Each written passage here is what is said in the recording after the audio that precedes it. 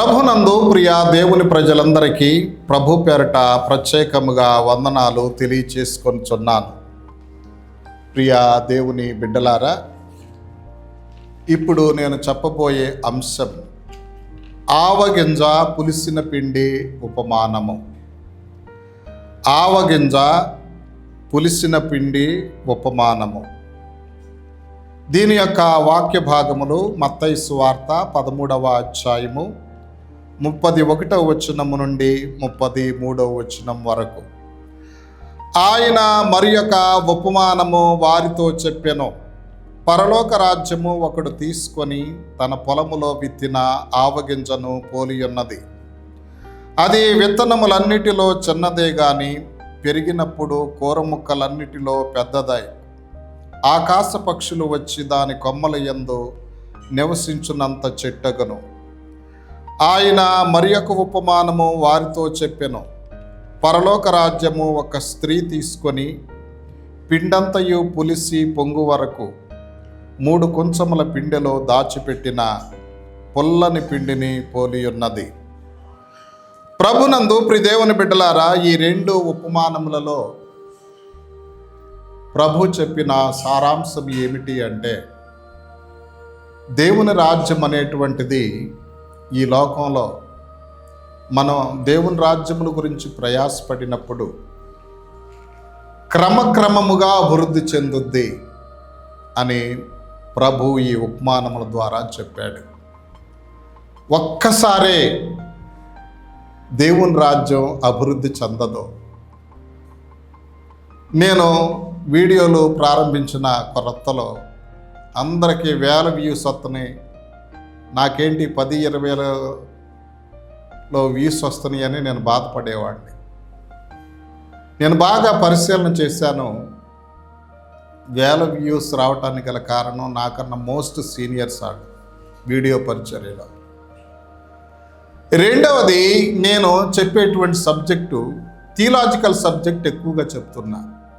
మీరు గమనించండి, నా వీడియోస్ ప్రసంగాలు ఎక్కువగా ఉండవు, వేదాంతపరమైనటువంటి సబ్జెక్టు.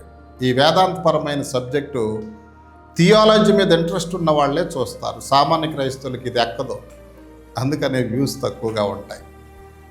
అయినప్పటికీ విశ్వాసానికి ఈ విషయం చాలా అవసరం కాబట్టి నాకు వ్యూస్తో వీటితో నిమిత్తం కాకుండా డబ్బులు ఖర్చయిన సందేశాలు చెప్పుకుంటూ వస్తున్నా.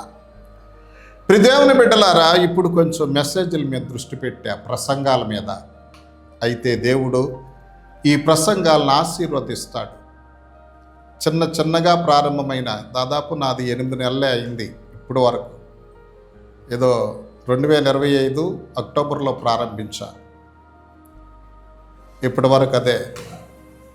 చాలా తక్కువ వయసు నా యూట్యూబ్ పరిచర్యకు. ప్రభునందు ప్రియదేవుని బిడ్డలారా, క్రమక్రమముగా ఆశీర్వదిస్తాడు. సేవ చేస్తున్న నీవు నిరుత్సాహపడకూడదు. ఆవగింజ చిన్నదే ఏమండి, అది విత్తనములన్నిటిలో చిన్నదే, కానీ పెరిగినప్పుడు కూర మొక్కలన్నిటిలో పెద్దదై ఆకాశ పక్షులు వచ్చి దాని కొమ్మల యందు నివసిస్తున్నాయి. ప్రియదేవుని బిడ్డలారా, అలాగే దేవుని రాజ్యం 120 మందితో ప్రారంభమైంది మేడగదిలో. గమనించారా? పెంతెకోస్తు పండుగ రోజున పరిశుద్ధాత్ముడు వచ్చి అలా 120 మంది, 3000, 5000 ఇప్పటికి కోట్ల కొలది విస్తరించారు ప్రపంచమంతా. యెరూషలేం అనే చిన్న పట్టణంలో ప్రారంభమైన పరిచర్య ప్రపంచమంతా వ్యాపించింది. ప్రభునందు ప్రియదేవుని బిడ్డలారా, ప్రారంభం ఎప్పుడూ కూడా చిన్నగానే ఉంటుంది, కానీ కొంతకాలం అయిన తర్వాత విస్తరిస్తుంది. ఇక్కడ మనం బైబిల్లో ఒక ఉదాహరణ నేను మీకు చూపిస్తా. ఇస్సాకును గురించి. ఇస్సాకు వ్యవసాయం చేశాడట. అతని వ్యవసాయాన్ని క్రమక్రమంగా ఆశీర్వదించి ఇస్సాకుకు దేవుడు 100 ఫలం ఇచ్చాడని ఆదికాండం 26వ అధ్యాయం 12వ వచనం నుంచి వ్రాయబడి ఉన్నది. దయచేసి చూడండి. ఆదికాండము 26వ అధ్యాయము 12వ వచనం నుండి. ఇస్సాకు ఆ దేశమందున్న వాడై విత్తనము వేసి ఆ సంవత్సరము 100 ఫలం పొందెను. యెహోవా అతన్ని ఆశీర్వదించను గనుక ఆ మనుష్యుడు గొప్పవాడాయను. అతడు మిక్కిలి గొప్పవాడగు వరకు క్రమక్రమముగా అభివృద్ధి పొందుచూ వచ్చెను. క్రమక్రమముగా, గమనించారా? 100 ఫలం పొందాడని మనం చూచాం. క్రమక్రమముగా అభివృద్ధి పొందుచూ వచ్చెను. ఒక్కసారే రాదు నీకు, ఒక్కసారే లక్షల వ్యూస్ రావు. క్రమక్రమముగా. అదే ఇక్కడ ఆవగింజ ఉపమానం చెప్పాడు, పులిసిన పిండి ఉపమానం కూడా చెప్పాడు. కొంచెము పులుపు 3 కొంచెముల పిండిలో కలిపితే పిండంతా పులిసిపోద్ది. అర్థమవుతుందా?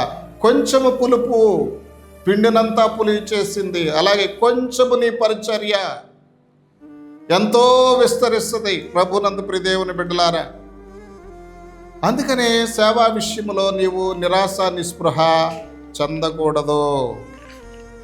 నిరాశపడుతున్నావా? నిరాశపడొద్దని దేవుని వాక్యం తెలియచేస్తుంది. కొద్ది పులుపు 3 కొంచెముల పిండిని పులియచేసింది. అర్థమవుతుందా? కొద్ది పులుపు విస్తరించింది 3 కొంచెముల పిండిలో. కొద్ది నీ సేవ విస్తరిస్తుంది. ఇస్సాకు క్రమక్రమముగా ఆశీర్వదించబడ్డాడు.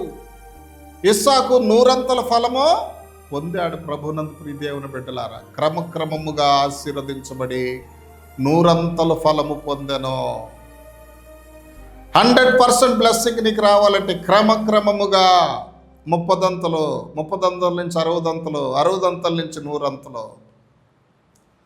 అలాగే పరిశుద్ధాత్మ కూడా క్రమక్రమంగా నువ్వు పొందుకుంటూ వెళ్ళాలి. 100 ఆత్మ పొందుకోవాలి. ఆత్మచేత నీవు నింపబడాలి. ప్రియ దేవుని బిడ్డ, ఆవగింజ ఏ విధంగా అయితే మొలకెత్తి ఎత్తుగా ఎదిగి పక్షులకు నివాసంగా మారిందో, అలాగే మన సేవా పరిచర్యను కూడా దేవుడు అభివృద్ధి చేస్తానంటున్నాడు, ఆశీర్వదిస్తానంటున్నాడు. కొద్ది పులుపు 3 కొంచెముల పిండిని పులియజేసింది. అదే కదా మనం చూసాం. కొంచెము పులుపు 3 కొంచెముల పిండిని, పుల్లని పిండి పులుపు అయిపోయింది.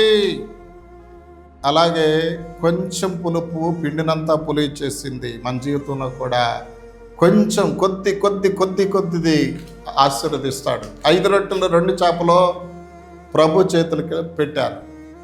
అవునా? కొంచెం దేవుడు 5,000 మందికి ఆహారం పెట్టడం జరిగింది. కాబట్టి క్రమక్రమంగా ఆశీర్వదిస్తాడు దేవుడు. ఇప్పుడే పెద్ద అయ్యగారిని అయిపోవాలి, ఇప్పుడే నా మినిస్ట్రీ పెరిగిపోవాలి, ఇది నీకు ఉండకూడదు.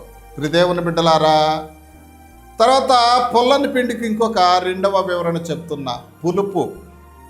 ప్రియ దేవుని బిడ్డలారా, పులిసిన పిండి పరిసయ్యుల సద్దూకయ్యుల దుర్బోధ అని మత్తయి సువార్త 16వ అధ్యాయం 6వ వచనం మరియు 12వ వచనంలో రాయబడి ఉంది. అలాగే ఈ పులుపు పాపమునకు సాదృశ్యమని 1 కొరింథీ పత్రిక 5వ అధ్యాయం 6-7 వచనములలో రాయబడి ఉంది. పులుపు దుర్బోధకు గుర్తు, పులుపు పాపమునకు గుర్తు, జారత్వ పాపానికి గుర్తు, సాదృశ్యం.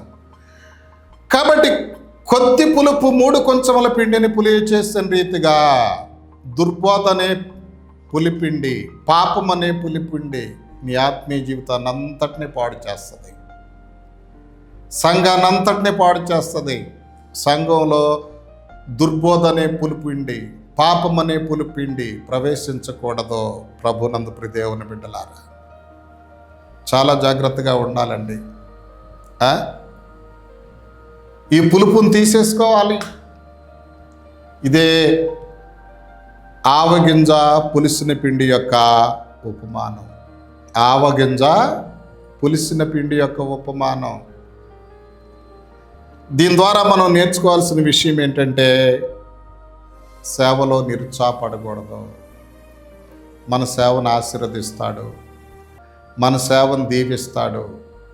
ఇస్సాకు వ్యవసాయం చేసినప్పుడు ఇస్సాకు యొక్క వ్యవసాయాన్ని క్రమక్రమముగా ఆశీర్వదించి ఇస్సాకుకు 100 ఫలాన్ని ఏ విధంగా ఇచ్చాడో, దేవుడు కూడా మన సేవను క్రమక్రమముగా ఆశీర్వదించి 100 ఫలాన్ని ఇస్తాడు.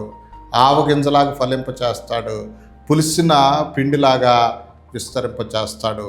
అటువంటి కృప పరిశుద్ధాత్మ దేవుడు మనకందరికీ దయచేయుదురుగాక. ఆమేన్. తండ్రి నాయన మీకు వందనాలు. ఆవగింజ పులిసిన పిండి ఉపమానాన్ని గురించి మాకు తెలియచేశారు ప్రభువా.